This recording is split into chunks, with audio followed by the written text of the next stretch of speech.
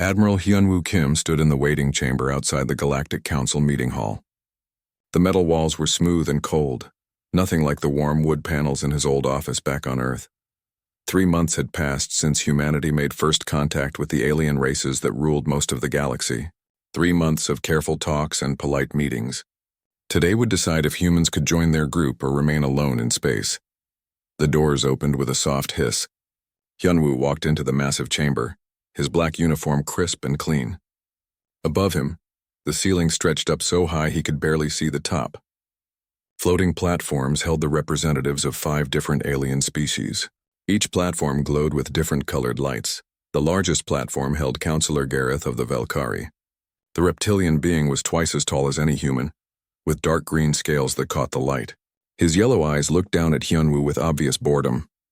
Next to him, the Thornax representative made clicking sounds with its insect-like mouthparts. The bug-like creature had 4 arms and wings that buzzed softly even when folded. On another platform, the Quillith delegate appeared as a ball of blue energy that pulsed and shifted. Beside them, the rocky form of a Mordani representative sat perfectly still, looking like a statue made of gray stone. The last platform held a Nexari in a water-filled tank, its tentacles moving slowly through the liquid. Humans, Gareth spoke, his voice deep and rough. You come before us asking to join the Galactic Council. Tell us, what can your species offer that we do not already possess? Hyunwoo kept his face calm even though his heart was beating fast. Honorable counselors, humanity brings fresh ideas and a strong desire to learn from your wisdom. We have traveled far to reach your territories and seek only friendship and trade. The Thornax representative made a sound like laughter. Fresh ideas? Your ships barely move faster than light speed. Your weapons are simple metal and chemicals. What could we possibly learn from such primitive beings? The blue energy that was the Quillith delegate pulsed brighter. We have watched your species, humans. You fight each other over small pieces of rock and drops of liquid fuel. You have not even colonized your own star system properly. Hyunwoo felt his jaw tighten but kept his voice steady. We may be new to space travel, but humans are quick to learn. We adapt to new situations faster than many species might expect. Gareth leaned forward on his platform. Adapt? Child species, we have been masters of space for millions of years before your son was born. The Mordani build ships that can crack planets. The Nexari command fleets that number in the thousands. What adaptation could possibly matter? The stone-like Mordani spoke for the first time, its voice sounding like grinding rocks. Human vessels detected in our space show basic metal construction. Simple fusion drives, crude energy weapons, nothing impressive.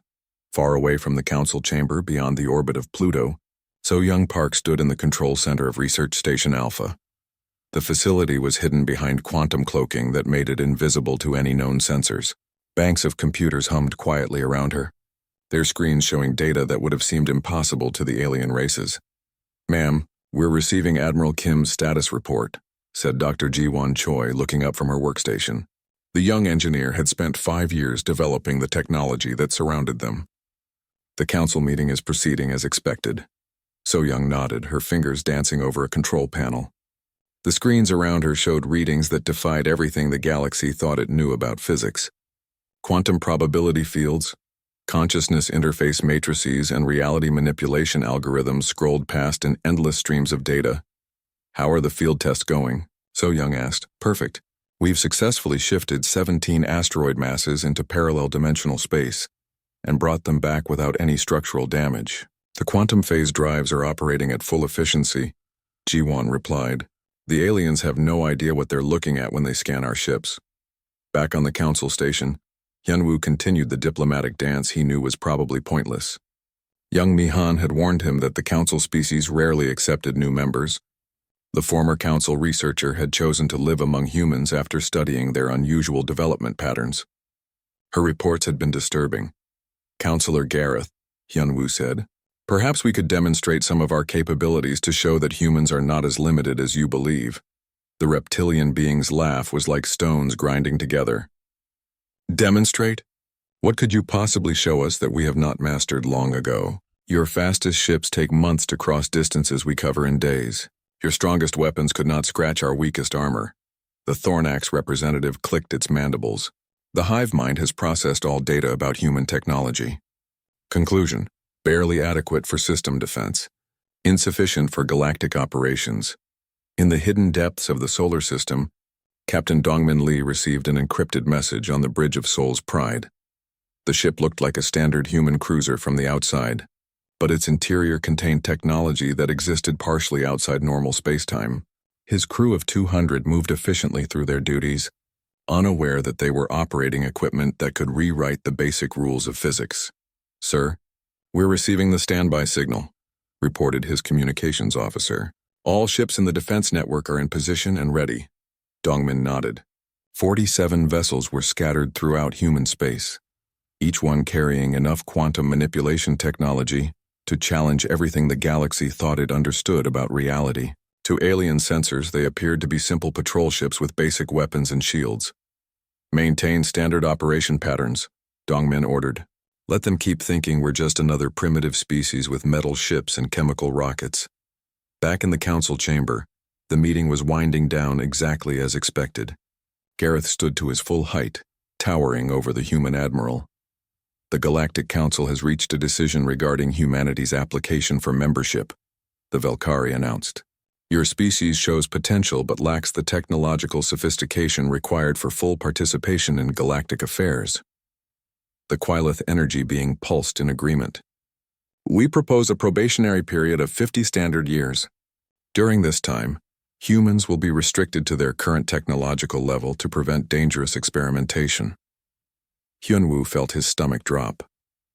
"Restricted? What do you mean by that?" The Thornax representative buzzed with what sounded like satisfaction. "The hive mind has calculated optimal development paths for primitive species.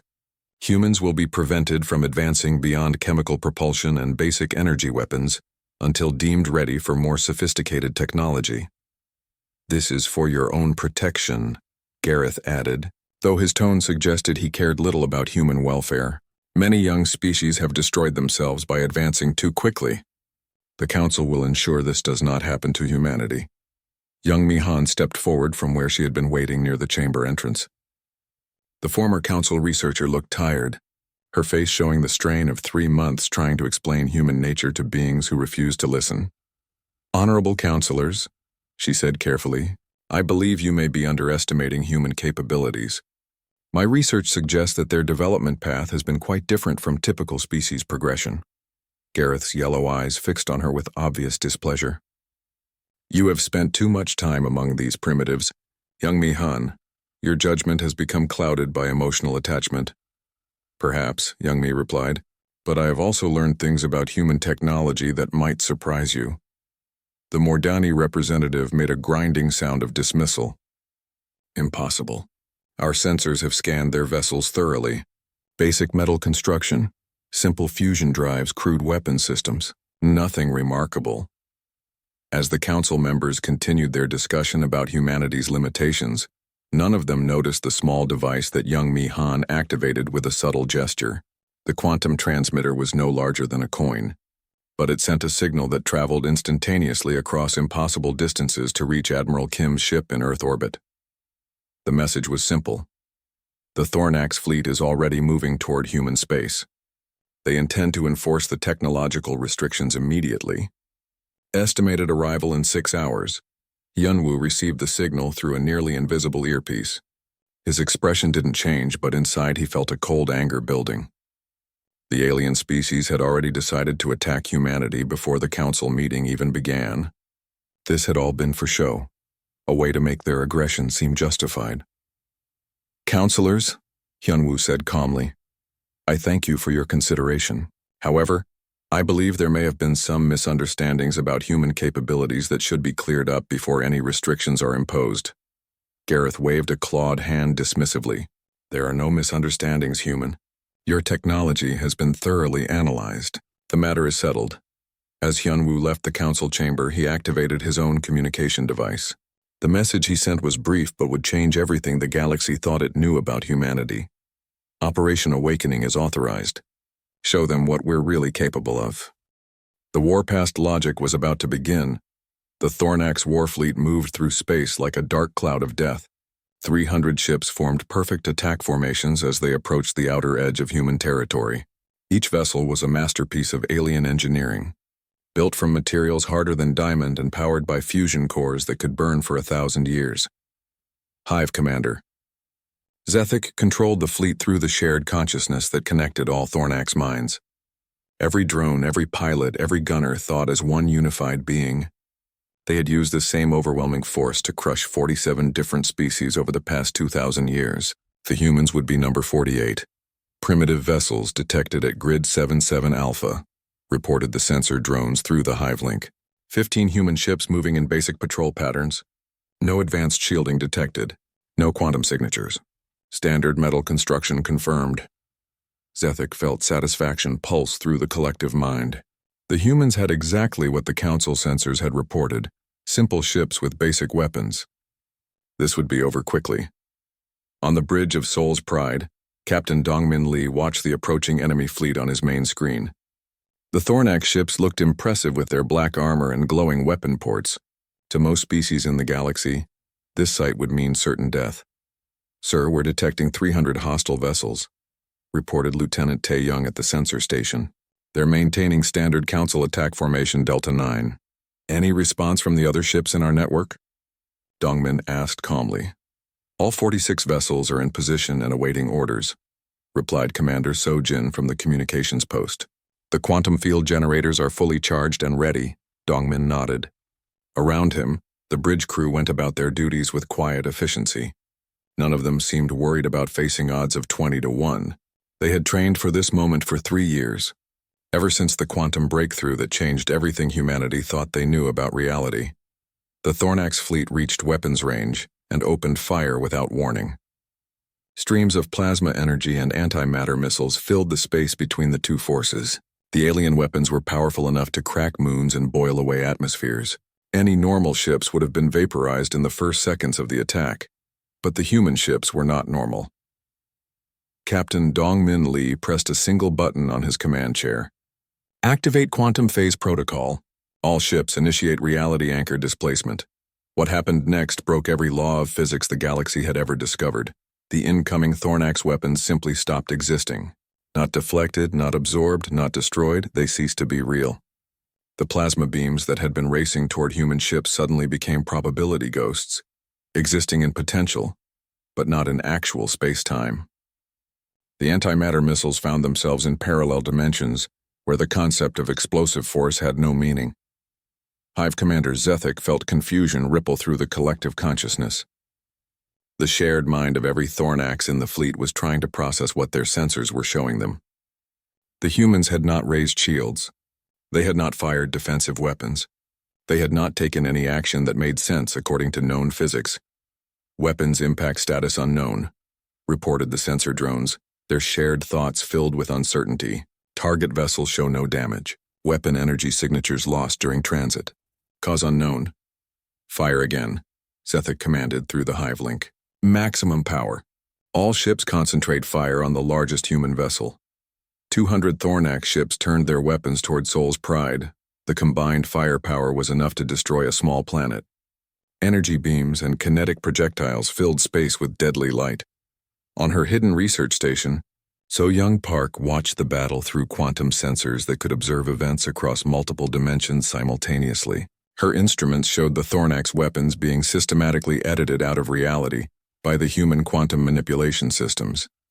"Ji-won, are the probability engines holding stable?" So-young asked. Dr. Ji-won Choi checked her readings with growing excitement. "Better than stable, ma'am. The quantum consciousness interfaces are operating at 112% efficiency. We're not just deflecting their attacks. We're convincing the universe that those attacks never happened in the first place." "Any sign that the Thornax understand what's happening to them?" Ji-won smiled. "Their hive mind is experiencing something completely outside their programming. They're trying to process an effect that doesn't exist in their scientific framework. It's like trying to explain color to a species that was born blind." Back in the battle zone, the second wave of Thornax weapons met the same impossible fate as the first. Every shot, every missile, every energy beam simply stopped being real the moment it came within range of the human quantum fields. The alien fleet was firing at targets that existed in normal space, but were simultaneously displaced into probability dimensions where damage was merely a theoretical concept.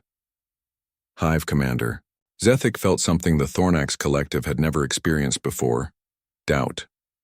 The shared consciousness that made his species so effective in battle was now working against them. Every drone pilot, every gunner, every sensor operator was contributing their confusion to the mental link. The certainty that had always guided Thornax military actions was crumbling. "Status report," Zethik demanded through the hive mind. All weapons fired successfully. All targeting systems functioned normally.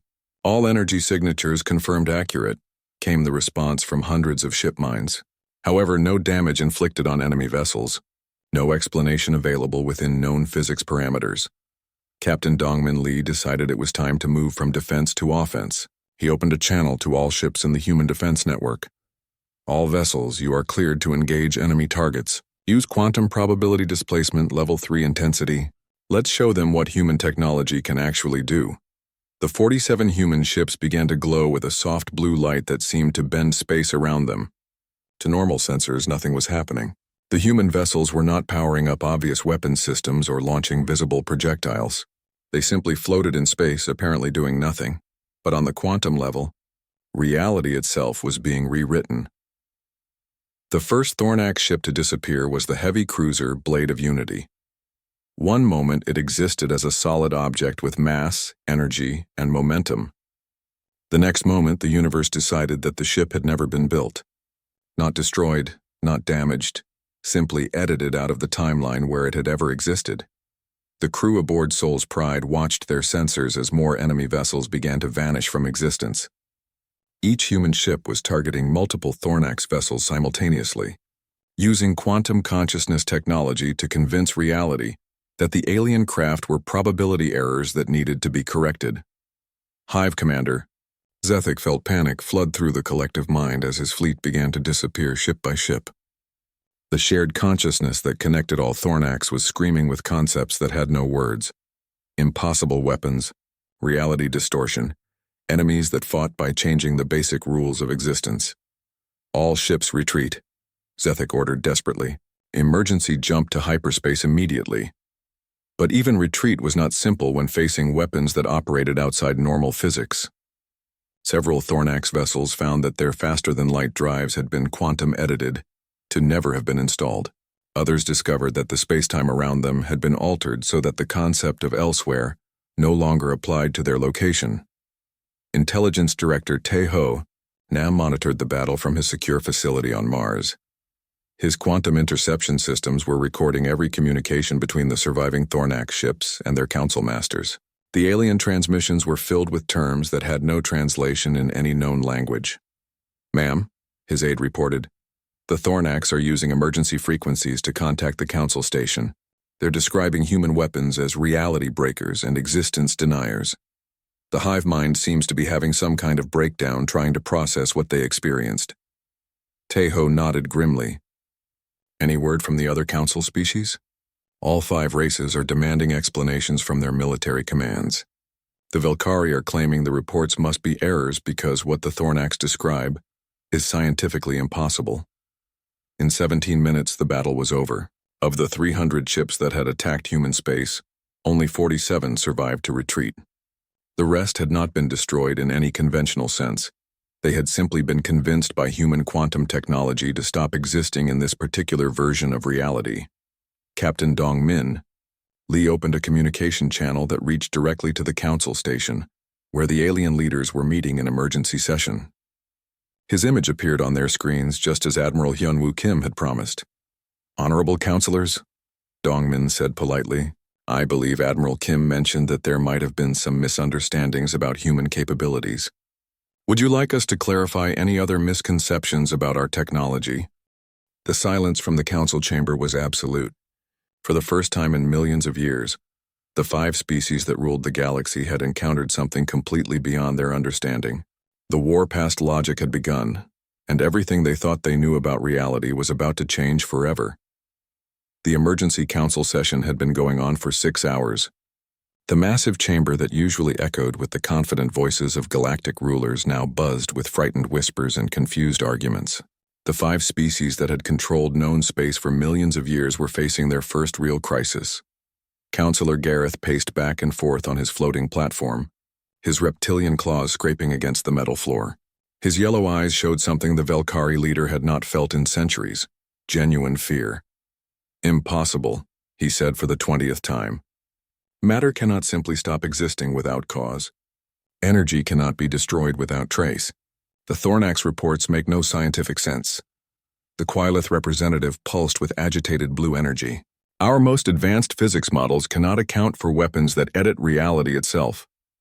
The humans have demonstrated technology that breaks fundamental laws of the universe." Below them, the holographic display showed the battle recordings from the surviving Thornax ships. Ship after ship disappeared from existence, not exploding or breaking apart, but simply ceasing to be as if they had never been built.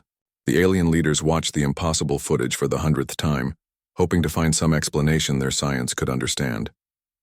The Mordani delegate spoke in its grinding voice. "Our quantum sensors detected nothing. No energy discharges, no particle beams, no gravitational distortions. The human ships appeared to do nothing while our allies vanished from spacetime." The insectoid Thornax survivor clicked nervously, its compound eyes reflecting the chamber lights. The hive mind cannot process the experience. 253 ships lost to weapons that do not exist according to all known physics. The collective consciousness experienced concepts that have no words in any language. In the depths of space near the council station, a human ship materialized from what appeared to be empty void. The vessel had not approached through normal space or dropped out of faster-than-light travel. It simply became real in a location where sensors showed nothing had been moments before. The ship's hull gleamed with a strange light that seemed to bend space around it. Council defense systems tried to lock onto the vessel, but found nothing their targeting computers could recognize as solid matter. The human ship existed in normal space but somehow remained invisible to every scanning method the aliens possessed. On the bridge of her research vessel, Quantum Dawn, So-Young Park watched the council station grow larger through viewports that showed multiple dimensions simultaneously. Beside her stood young Mi-Han, who would serve as translator for concepts that did not exist in any council language. "They're trying to scan us," reported the ship's intelligence officer. "Their sensors are getting confused by our quantum phase variants. To them, we're simultaneously here and not here."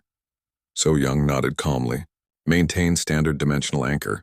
Let them exhaust their scanning protocols before we make contact." The council chamber erupted in panic as their defense systems detected the human ship's approach. Every weapon on the massive station turned toward the unknown vessel, but targeting systems could not maintain locks on something that existed partially outside normal reality. "How did they get past our perimeter defenses?" demanded the Nexari representative, its tentacles thrashing in the water-filled tank.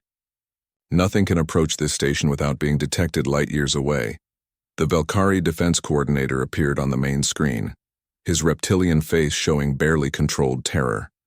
"Counselor Gareth, the human vessel appeared inside our defense grid without triggering any alarms. Our sensors cannot determine how they traveled here or where they came from." Before anyone could respond, the chamber's communication systems activated on their own. The human ship was somehow speaking directly through council technology, without using any recognizable transmission methods. "Honorable counselors," came a calm female voice. "This is Dr. So-Young Park of the Human Research Division.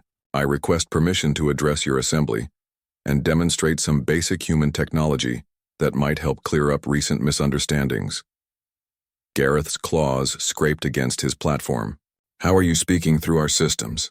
No external signal can penetrate our security networks." "That would be difficult to explain using your current understanding of physics," So-Young replied politely. "Perhaps it would be easier to show you directly." The human ship passed through the station's energy shields as if they were not there. Council engineers watched in disbelief as their most advanced defensive barriers failed to stop or even slow the approaching vessel. The ship docked with the station by simply deciding that it had always been connected to the docking. Bayonut So-Young Park walked through the corridors of the council station accompanied by young Mi-Han and two other humans. Alien security forces tried to scan them with every detection method available, but the instruments showed readings that made no sense. The humans appeared to exist in multiple quantum states simultaneously, their atomic structures shifting between possible configurations. The council chamber doors opened as the human delegation approached, Though no one had given authorization for entry, the humans walked calmly into the center of the vast room, seemingly unimpressed by the towering alien representatives surrounding them. "Counselors," So Young began, her voice carrying clearly to every corner of the chamber, "I understand you have questions about recent events involving human defensive capabilities." The Quilith being flared brighter with agitation. "Your species has demonstrated weapons technology that violates every known law of physics. We demand an explanation." So Young smiled and gestured to young Mi-Han, who stepped forward with a small metal cube in her hands. "Young Mi has offered to help translate some basic concepts that might be new to your scientific understanding." "This is a quantum probability box," Young Mi explained, holding up the simple-looking device. "Inside there is an object that exists in multiple possible states simultaneously. According to your physics, the object has specific properties: size, color, mass, composition. But human science has learned that these properties are not fixed until consciousness observes them." The Mordani delegate leaned forward with interest. "Quantum superposition theory. We are familiar with these concepts. The object exists in all possible states until measurement collapses the probability wave." "Exactly," So Young said, taking the cube from young Mi.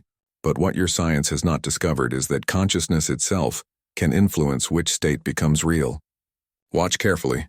She closed her eyes and held the cube in both hands. The alien representatives focused their most advanced sensors on the small device, trying to understand what was happening. According to their instruments, the cube's contents were shifting between quantum states at impossible speeds. "I am now thinking about a red sphere made of gold, exactly 3 centimeters in diameter," So Young announced. She opened the cube. Inside was a perfect red sphere made of gold exactly 3 centimeters in diameter. The chamber fell silent. The Velkari, Quilith, Mordani, Nixari, and Thornax representatives stared at something that should have been impossible. The quantum sensors showed that the object's properties had been determined by conscious intention rather than random probability collapse. "Impossible," whispered Gareth. "Consciousness cannot directly influence quantum states. Mental activity has no effect on physical matter." So Young closed the cube again. "Your science is correct within the framework of conventional physics. But human research has discovered that consciousness is not separate from the quantum field that underlies all reality. We learn to interface directly with the information layer that determines what becomes real." She opened the cube again. This time it contained a blue crystal that hummed with its own internal energy. The Quilith being's energy field fluctuated wildly. The quantum signature changed completely. The matter was restructured at the subatomic level by conscious intent alone. Dr. Jiwan Choi stepped forward with a portable device that projected holographic equations into the air above her head. The mathematical formulas were unlike anything in council databases, showing relationships between consciousness, quantum mechanics, and reality manipulation that no alien science had imagined possible.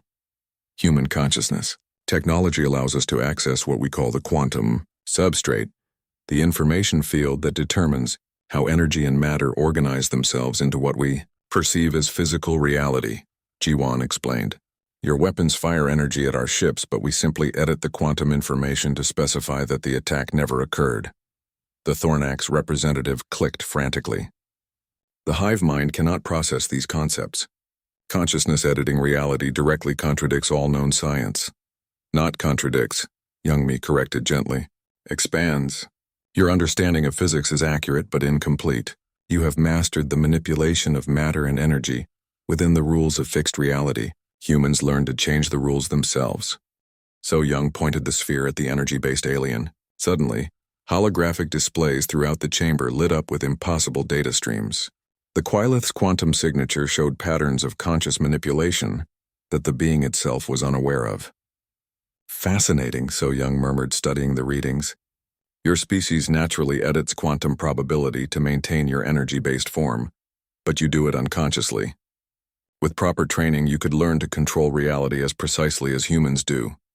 The revelation sent shockwaves through the council chamber. The most advanced species in the galaxy were discovering that they had been unconsciously using techniques they did not understand, while a supposedly primitive species had learned to master these abilities deliberately. Gareth's voice was barely a whisper. "If human consciousness can edit reality itself, then your weapons, your ships, your entire civilization operates on principles completely beyond our comprehension." Not beyond comprehension, So Young replied kindly. Beyond your current scientific framework. But frameworks can be expanded. Understanding can be shared. That is why we are here. She gestured, and the quantum cube in her hands began to glow. Around the chamber, reality itself seemed to ripple like water as the human demonstrated conscious control over the fundamental forces of existence. The question is not whether you can understand human technology, So Young continued.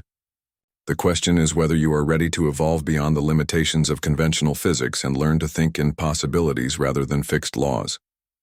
The silence that followed was absolute. 5 ancient species that had ruled the galaxy for millions of years suddenly realized they were not just technologically inferior to humans.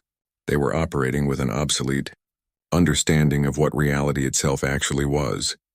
The demonstration was complete, and everything they thought they knew about the universe would never be the same.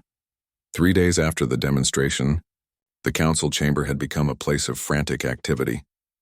Representatives from all 5 species worked desperately to understand technology that seemed to operate outside the basic rules of existence. Ancient databases were searched, forgotten research projects were reopened, and emergency meetings continued around the clock. Counselor Gareth stood before a massive holographic display showing human quantum equations. His reptilian brain struggled to process mathematical concepts that had no foundation in Velkari science. Behind him, teams of the galaxy's greatest scientists argued over formulas that described consciousness as a fundamental force of reality. The Terran equation suggests that awareness itself can manipulate the quantum field, reported Chief Science Advisor Kelthan, his scales pale with exhaustion. According to their mathematics, every conscious thought influences the probability structures that determine what becomes real. The Quilith representative pulsed with frustrated energy. Our species exists as pure consciousness within energy matrices. If these human theories are correct, we should naturally possess the abilities they demonstrated. Yet we cannot edit reality as they do. Dr. Venth, the leading Quilith researcher, flickered with uncertain light patterns. The humans claim we already use quantum consciousness manipulation unconsciously. Perhaps conscious control requires different mental techniques than our species has developed. In the Nexari section of the station, Admiral Korvesh studied tactical reports from the Thornax battle with growing alarm. The aquatic commander had spent 2,000 years perfecting military strategies that now seemed completely useless against enemies who could edit the rules of combat itself. All conventional battle doctrine has become meaningless. Korvesh reported to his superiors through the water-filled communication chamber. Human vessels do not follow predictable movement patterns because they can alter their location by changing quantum probability rather than traveling through space. The Nexari High Command had ordered their best tacticians to develop new strategies for fighting quantum-conscious enemies. But how do you plan battles against opponents who can convince the universe that your weapons never fired or your ships never existed? Perhaps we should offer them an alliance, suggested Fleet Admiral Danthe, her tentacles coiling nervously. If we cannot defeat human technology, we should try to learn from it. Meanwhile, the desperate Thornax collective was experiencing something no hive mind had ever faced before. Individual thoughts emerging from the shared consciousness. The trauma of losing over 200 ships to impossible weapons had created cracks in their mental unity. Worker drone Zythek found himself thinking thoughts that belonged to him alone rather than the collective. The concept was terrifying for a species that had shared every mental process for millions of years. But these individual thoughts were also somehow fascinating. The humans fight by changing what is real, Zythek thought to himself, carefully shielding the idea from the hive mind. They do not accept the universe as fixed. They treat reality as something that can be improved. Other Thornax drones were having similar private thoughts across their territory. The hive mind was slowly fragmenting as individuals began to question whether shared consciousness was the only way to think about existence. On the hidden human research station, Intelligence Director Tae-Ho Nam monitored communications from across council space. His quantum interception systems could observe alien thoughts and conversations without leaving any trace of surveillance. The council species are trying everything they can think of. Tae-Ho reported to Admiral Hyun-Woo Kim through secure channels. The Velkari want to trade all their accumulated knowledge for human protection. The Quillith are attempting to combine their energy manipulation with our quantum techniques. The Mordani are trying to rebuild their sensor networks to detect consciousness-based technology. Admiral Kim reviewed the intelligence reports from his command center on Earth. The alien species were reacting exactly as human psychologists had predicted, with a mixture of fear, desperation, and attempts to adapt to completely new paradigms. Any sign that they understand the real purpose behind our demonstration? Hyunwoo asked. Not yet, Taeho replied. They still think in terms of weapons and military advantage. They have not grasped that quantum consciousness technology was developed for exploration and creation, rather than destruction. The most desperate attempt came from the Nexari, who launched what they called Operation Silvertide. 500 of their most advanced warships approached human space in a massive coordinated assault. Admiral Corvesh had spent weeks developing new tactics based on quantum probability theory and consciousness manipulation research. The Nexari fleet moved in patterns designed to confuse quantum sensors. Their ships used experimental shielding that was supposed to protect against reality-editing weapons. Most importantly, their crews had undergone consciousness expansion training intended to give them some resistance to human quantum manipulation. Captain Dong Min, Lee watched the approaching fleet from the bridge of Soul's Pride. His quantum sensors showed him not just where the alien ships were, but the probability paths they might take and the tactical decisions their commanders were considering.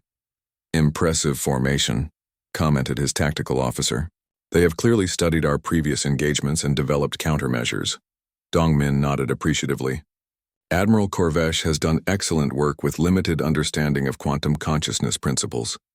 It is almost a shame to show him how inadequate conventional tactics remain against true reality manipulation. The Nexari attack began with unprecedented coordination. 500 ships fired simultaneously from multiple dimensions, using weapons that existed partially outside normal space-time. Their consciousness-trained crews attempted to maintain quantum stability through collective mental focus. For a brief moment, it seemed like the Council species had found a way to fight against human technology. Several Nexari weapons actually reached their targets before being edited out of existence, but then Captain Dong Min, Lee activated what humans called a temporal quantum cascade. Instead of editing the Nexari attacks out of reality after they fired, the human quantum systems reached backward through time to the moment when Admiral Corvesh first decided to launch the assault. The decision itself was gently altered at the quantum consciousness level, replacing the idea of attack with the idea of peaceful negotiation. From the perspective of the Nexari crews, they suddenly found themselves wondering why they had come to human space with weapons charged and battle formations active. Their own consciousness expanded. Awareness told them that attacking the humans made no logical sense. Admiral Corvesh felt his carefully planned assault dissolve as his own. Tactical instincts were quantum-edited to prefer diplomatic solutions. The change was so subtle that he believed the peaceful thoughts were his own idea. All ships, stand down, Corvesh ordered, genuinely confused about why he had considered military action. Open communication channels with the human vessels. We have come to discuss cooperation and mutual understanding. The Nexari fleet powered down their weapons and reformed into peaceful diplomatic formations. From their perspective, this had always been their intention. On the Council station, the alien representatives watched in horror as their most sophisticated military operation transformed into a diplomatic mission without any obvious human intervention. The recordings showed Nexari consciousness patterns changing in real time, but the alterations appeared to be spontaneous rather than externally imposed. They did not just defeat our weapons, whispered the Thornax representative, its compound eyes reflecting unprecedented fear. They changed our reasons for using the weapons. They edited our intentions at the quantum level.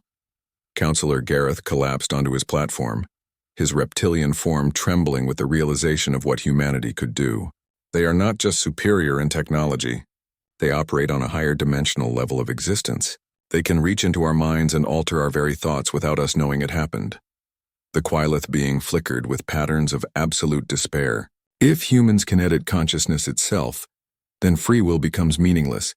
They could make us think and feel anything they choose. Young Mihan appeared on their communication screens from her location aboard the human research vessel. Her expression was gentle but serious as she addressed the terrified council members. "Honorable counselors," she said softly, "I believe there has been a misunderstanding about human intentions. The consciousness alterations you observed were not imposed against Admiral Corvesh's will. They were gentle suggestions that helped him discover what he already knew to be true, that violence between our species serves no constructive purpose." Gareth's voice was barely audible. "You changed his mind. You reached into his consciousness and modified his thoughts. We helped him access thoughts that were already present, but suppressed by conventional military thinking," Youngmi corrected. "Quantum consciousness manipulation cannot create desires or beliefs that do not already exist somewhere in the target mind. We can only help beings discover aspects of themselves they had not previously recognized." The distinction was lost on the terrified alien representatives. To them, human technology had demonstrated the ability to control thoughts, emotions, and decisions at the quantum level. The implications were beyond their ability to process. In hidden chambers throughout Council space, emergency meetings discussed options that ranged from total surrender to evacuating their territories entirely. But as intelligence reports came in from human activities across the galaxy, a disturbing pattern emerged. Human ships were appearing in distant star systems, not as conquerors but as helpers. They were assisting struggling colonies with impossible engineering projects, healing planets damaged by industrial pollution, and even preventing natural disasters by editing quantum probability to avoid catastrophic events. The Council species began to realize that humanity possessed not just superior military technology, but the power to reshape reality itself according to their vision of how the galaxy should be. And that vision appeared to include the welfare and advancement of every species they encountered. The warpast logic was evolving into something none of them had expected, not conquest, but transformation of the very nature of galactic civilization itself.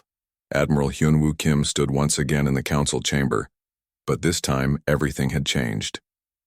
The massive room no longer echoed with the confident voices of galactic rulers. Instead, 5 ancient species sat in stunned silence, waiting to hear what humanity had planned for their future. The holographic displays around the chamber showed peaceful scenes from across the galaxy. Human ships worked alongside alien crews to repair damaged worlds. Quantum consciousness technology was being used to heal sick planets and prevent natural disasters. The feared human fleet had become a force for construction rather than destruction. "Honorable counselors," Hyunwoo began, his voice carrying easily through the silent chamber. "Humanity comes before you today not as conquerors but as teachers. "We have seen what your species can accomplish when you work together. Now we offer to help you discover capabilities you never knew you possessed." Counselor Gareth shifted nervously on his platform. The proud Velkari leader looked older somehow, his yellow eyes showing the strain of weeks spent trying to understand technology that broke every law his species had ever discovered. "What do you want from us?" Gareth asked quietly.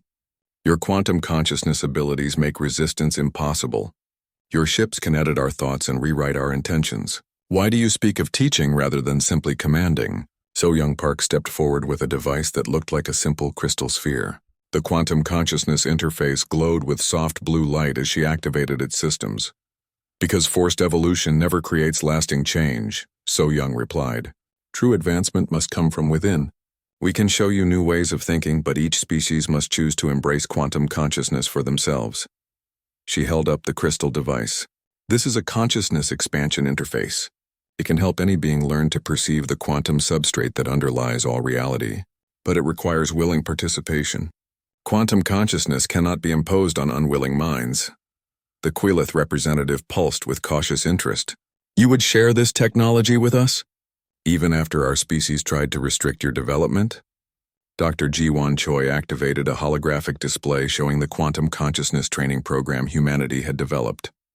The images showed aliens from various species learning to manipulate reality through focused thought and expanded awareness. The Human Advancement Initiative is designed to help every species in the galaxy discover their quantum consciousness potential, Jiwon explained. "We have already begun working with volunteers from the outer colonies. The results have been remarkable." On the display, a Mordani researcher was shown using quantum consciousness to repair damaged crystal matrices at the molecular level. A Nexari engineer manipulated water into impossible shapes using only focused intention. Most surprising of all, A group of Thornax drones were working together while maintaining individual thoughts alongside their hive-mind connection. The Thornax representative clicked with amazement. Individual consciousness within the collective? How is this possible? The hive mind has always required complete mental unity. Young Mihan smiled as she operated a translation device that converted human concepts into thoughts the aliens could understand. Quantum consciousness allows for multiple levels of awareness simultaneously. Your drones can maintain connection to the collective while also developing personal identity and individual creativity. This represents a fundamental change in how Thornax existence functions, the insect being said nervously. For millions of years we have existed as one unified mind. Individual thoughts are unknown to our species. Unknown but not impossible, So Young replied gently. The consciousness expansion process allows for gradual adaptation. No species needs to abandon their natural mental patterns. Instead, you learn to expand beyond current limitations while keeping what makes you unique. Counselor Gareth studied the holographic displays with growing wonder and fear. These demonstrations show aliens performing feats that should be impossible according to our science. If every species learns quantum consciousness manipulation, what happens to the natural order of the galaxy? Captain Dongmin Li answered from his position near the chamber entrance. His ship Soul's Pride was now docked permanently at the council station, serving as a mobile training facility for quantum consciousness development. The natural order evolves, Dongmin said simply. For millions of years, your species have competed for resources and territory because you believed in scarcity. Quantum consciousness reveals that scarcity is an illusion created by limited thinking. He gestured, and the chamber's main display showed images of planets being restored to perfect health using quantum manipulation. Barren worlds bloomed with life as human consciousness experts convinced reality that these places had always been green and fertile. When any being can access the quantum substrate directly, the need to fight over physical resources disappears, Dongmin continued. Matter and energy become tools of consciousness rather than scarce commodities to be hoarded. The Velkari leader's claws scraped against his platform. This sounds like fantasy. Reality has fixed laws. Matter cannot be created from nothing.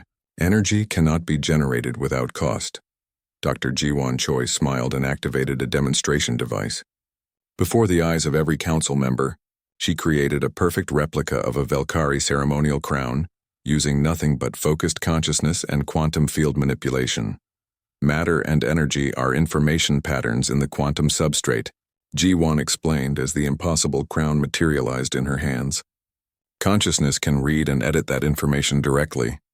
The only cost is the mental effort required to maintain focus and intention. She handed the crown to Gareth, who examined it with sensors that confirmed it was identical to the original in every way, down to the molecular structure. But if everyone can create anything they want, what prevents chaos? The Nexari representative asked, its tentacles moving anxiously in the water tank. What stops beings from using these abilities for destruction and conquest? Intelligence Director Taiho Nam answered from his monitoring station. Quantum consciousness development naturally promotes cooperation and empathy. As beings learn to perceive the quantum connections between all life, aggressive impulses tend to diminish. He activated a brain scan display showing the consciousness patterns of humans and aliens who had undergone quantum awareness training. The scans revealed increased activity in areas associated with empathy, creativity, and cooperative thinking. The quantum substrate connects all conscious minds at a fundamental level, Taiho explained. As beings become aware of these connections, harming others becomes as unthinkable as harming themselves. The chamber fell quiet as the alien representatives processed these revelations. The humans were offering not just advanced technology, but a complete transformation of how conscious beings related to each other and to reality itself. Young Mihan stepped forward with additional demonstration equipment.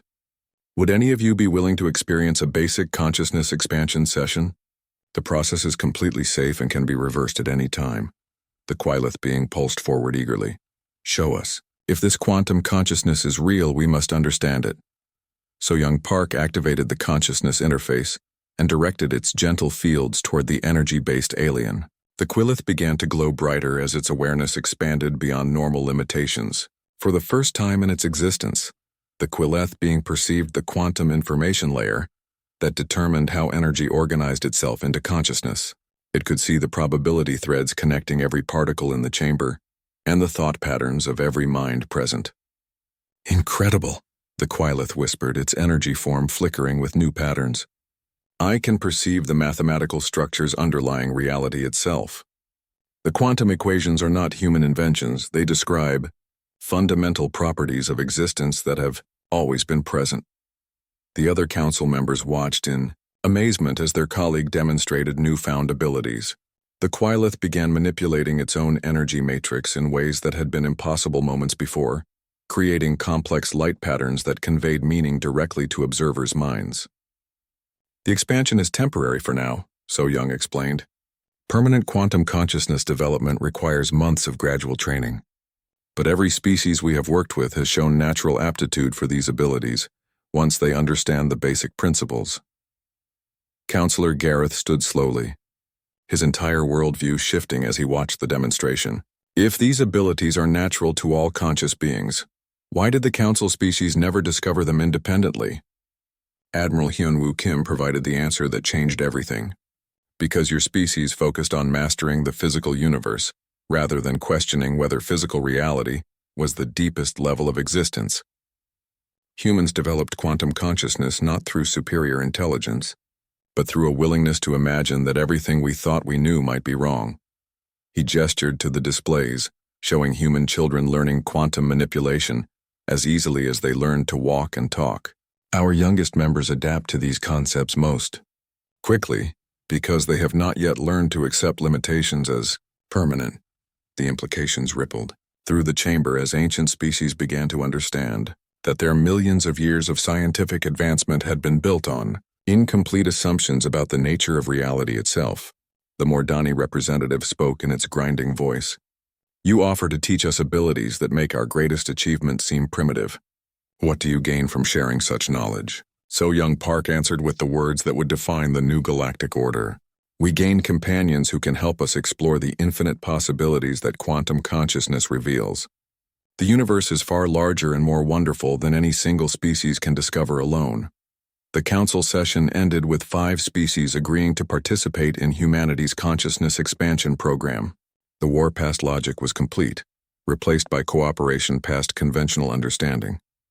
6 months after the council's agreement to join the Human Advancement Initiative, the galaxy had transformed beyond recognition. The massive chamber where alien representatives once argued over territory and resources had become a center of quantum consciousness learning. Where once 5 species competed for dominance, now hundreds of beings worked together to explore possibilities that conventional science had never imagined. Captain Dongmin Lee stood on the observation deck of his ship Soul's Pride, watching the most remarkable sight in galactic history. Below him, the council station had been rebuilt using quantum consciousness architecture. The structure existed in multiple dimensions simultaneously, its crystalline walls shifting between different states of reality as needed. Status report on the Consciousness Expansion Program. Dongmin requested from his communications officer. "All 5 council species are showing remarkable progress." Lieutenant Sojin replied, reading data from quantum sensors that monitored mental development across dozens of worlds. "The Quilith have adapted fastest as expected. 70% of their population now demonstrates basic reality manipulation abilities." Through the viewports, Dongmin could see Quilith energy beings creating artistic displays that existed as pure thought made visible. Their light patterns told stories that observers experienced directly rather than simply watching. The energy-based aliens had discovered that quantum consciousness allowed them to share experiences across species barriers. "What about the Thornax?" Dongmin asked. "The individual consciousness development has been extraordinary," Sojin reported with evident amazement. "Worker drone Zethek has become their first individual creative artist while maintaining full connection to the collective. The hive mind is actually becoming stronger because individual members can contribute unique perspectives." In the research sections of the station, former enemies worked side by side on projects that would have been impossible under the old system. Velkari scientists collaborated with human quantum physicists to map the deep structures of reality. Their combined knowledge was revealing layers of existence that neither species had suspected alone. Dr. So Young Park moved through the laboratories where the greatest breakthrough in galactic history was taking shape. The Quantum Consciousness Collective was no longer just a human dream, it was becoming reality as more species learned to think beyond the limitations of conventional physics. The Nexari have made an interesting discovery, reported Dr. Jiwan Choi from her workstation. Their enhanced battle meditation techniques can be applied to healing rather than combat. They have learned to manipulate quantum probability to repair damaged biological systems. So Young nodded as she observed a group of Nexari healers working with human medical researchers. The aquatic beings used their natural tactical abilities to navigate the probability paths that led to perfect health, editing disease and injury out of quantum reality. Any word from the outer colonies? So Young asked. Reports coming in from 47 different star systems, Jiwan replied. Species that were never part of the council are requesting consciousness expansion training. Word is spreading that cooperation and abundance are possible when beings learn to access the quantum substrate directly. In the deepest levels of the station, Intelligence Director Taeho Nam monitored communications from across the galaxy. His quantum surveillance systems could observe the thoughts and intentions of entire civilizations without invading individual privacy. The technology showed him the emotional and mental state of galactic society as a whole. The transformation is accelerating, Taeho reported to Admiral Hyunwoo Kim through secure channels. Fear and aggression patterns are declining across all monitored species. Cooperative and creative thinking is increasing exponentially. Admiral Kim reviewed the intelligence data from his command center, which had been relocated to the council station as a symbol of the new unified approach to galactic governance. The readings showed something unprecedented in recorded history. An entire galaxy evolving beyond scarcity-based thinking. Any signs of resistance or problems with the consciousness expansion process? Hyunwoo asked. Minimal, Taeho replied. A few isolated groups still cling to old competitive patterns, but even they are gradually adapting as they see the benefits of quantum consciousness cooperation. The process appears to be naturally self-sustaining. The greatest surprise had come from the Mordani, whose silicon-based minds had initially seemed least compatible with quantum consciousness techniques. But their logical thinking patterns made them exceptionally skilled at understanding the mathematical principles underlying reality manipulation. Counselor Gareth, now serving as the Velkari representative to the Quantum Consciousness Collective, worked with a team of mixed-species engineers on a project that exemplified the new galactic cooperation.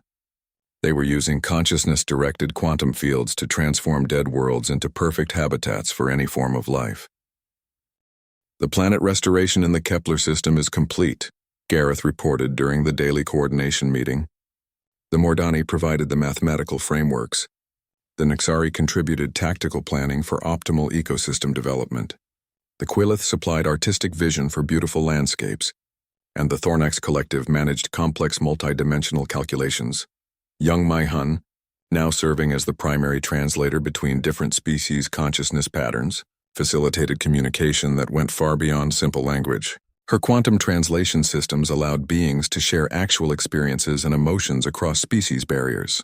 The cultural exchange programs are showing remarkable results, Young Mai reported. Thornax individuals are learning Velkari concepts of personal honor while maintaining their collective efficiency. Quillith artistic expressions are incorporating Nexari tactical precision. The synthesis is creating entirely new forms of consciousness. But the most revolutionary development was happening in the exploration fleets that ventured beyond known space. Captain Dongmin Lee had been chosen to command the first joint species vessel designed entirely using quantum consciousness principles. The ship Unity of Thought existed partially outside normal spacetime. Its crew of humans, Quillith, Thornax, Velkari, Nexari, and Mordani working together with a level of coordination that surpassed even the most advanced hive minds.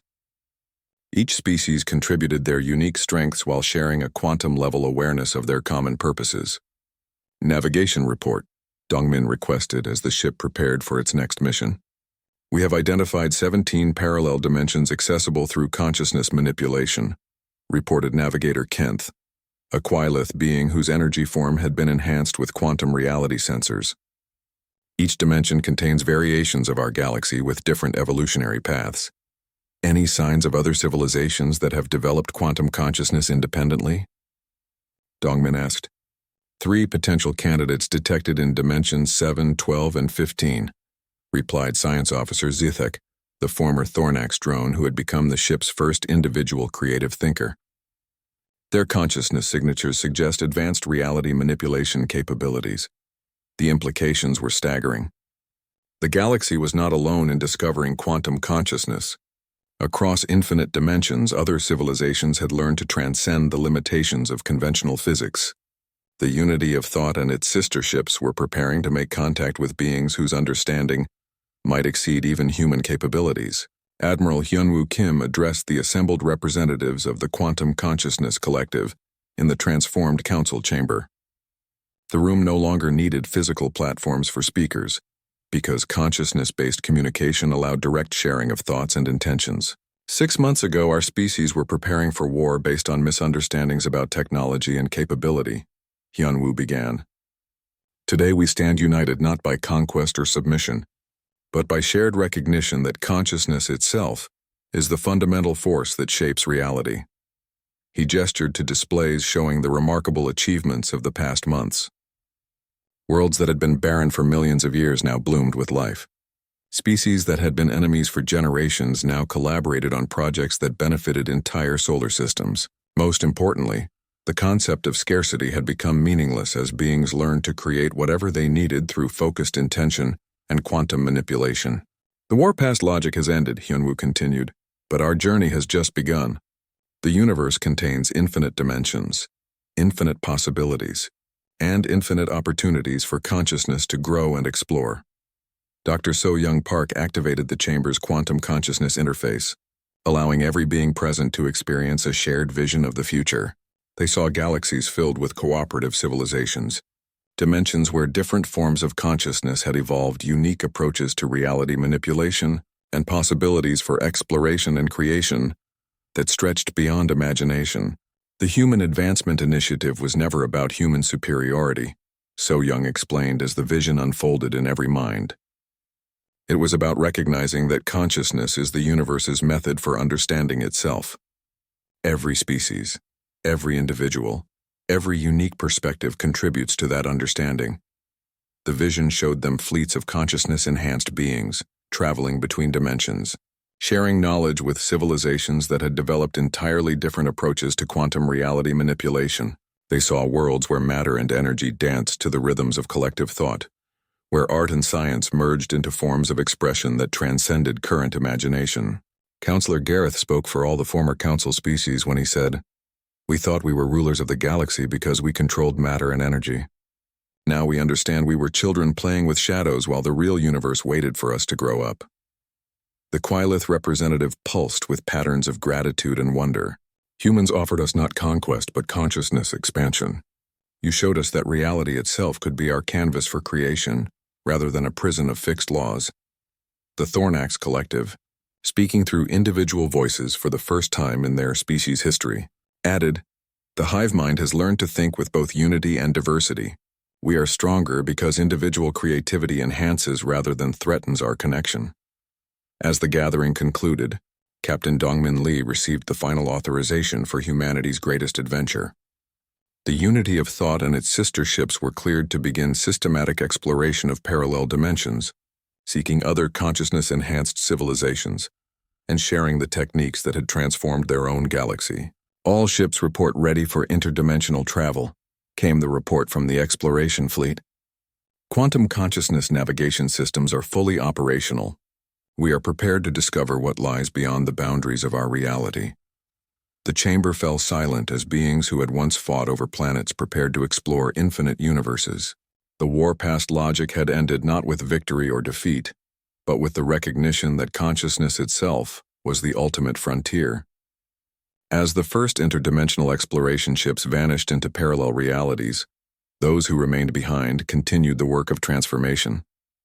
The galaxy that had once known only competition and scarcity was becoming something unprecedented, a civilization based on cooperation, abundance, and the infinite potential of consciousness working in harmony with the quantum foundations of existence itself. The story had no ending because consciousness, like the universe it explored, was infinite in its possibilities for growth and discovery.